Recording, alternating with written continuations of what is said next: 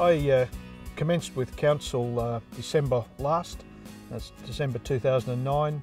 Was appointed as the Director of Works and Technical Services, and it was very comforting to be able to come to that council meeting and know that there was a Caterpillar grader that had been recently purchased as a replacement item of plant. Wayne Easton, the grader operator from the ganger in charge of the team that operates with the 12M. They've been doing a lot of contract work for the Roads and Traffic Authority and for other councils since the acquisition, and the performance there is outstanding.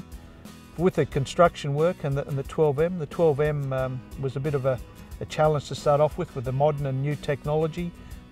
Wayne Easton's picked it up fairly readily, but the technology is fantastic, and there's definitely the element of precision there with the work and the ability of the grader to do as well as the performance of distance and the comfort of the machine. I mean, Wayne, notes the comfort when he hops up into the machine, and can't speak any highly of the overall his satisfaction with the machine, which I, as technically you would say the owner, am more than happy if I can get an operator that's comfortable in his work zone.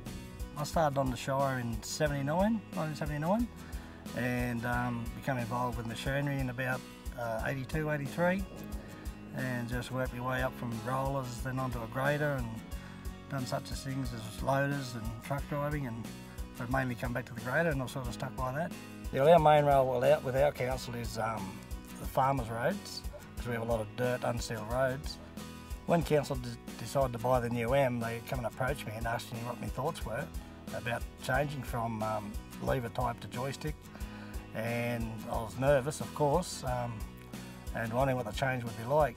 But after a while, I was sort of happy to go along with it, and we did purchase one, and we went from there. Yeah, with the 12M, the visibility is so much better that you do not have to look for anything. It's the line is straight in front of you. You do not have to look side to side as much as you would with the older type. No matter where you look, you can always see your blade, and at the end of the day, it's less stressful. Yeah, when we first looked at trading a previous 140G in, we looked at the competitors, and Caterpillar obviously was a first choice, but when we seen the joysticks, sort of steered away from it a little bit, thinking that the operator may have a little bit of problems adapting.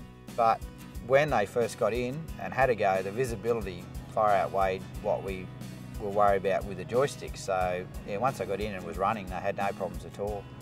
And the machines are that far advanced that they don't really require a lot of maintenance, because there's a lot less moving parts on the newer M series compared to the H's and the G's.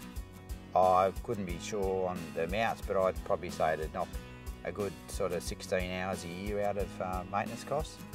So which that all adds up and contributes to the overall cost of the machine at the end of the day.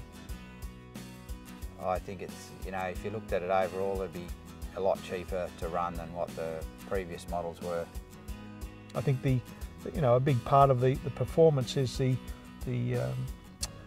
monetary replacement value and the overall operating cost, which is very good with the Caterpillar machines.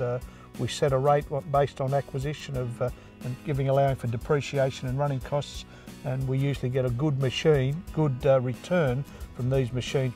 With the items of plant such as the grader behind me, I look at 8 years thereabouts of 1,200 hours each year, and we do the life cycle costing setup on those components. And with the Caterpillar reliability, it usually works out to a very successful whole of life costing process. My dealings with the Caterpillar dealerships has been a big part of the acquisition proposal, and a big part of my success with Caterpillar machines, and I think it will go on with it. I mean, and no matter whether it be as I've stated, to other people, the graders, the rollers, the backhoes, the front end loaders, you name it, and I've never been disappointed with the Caterpillar purchase that I've made.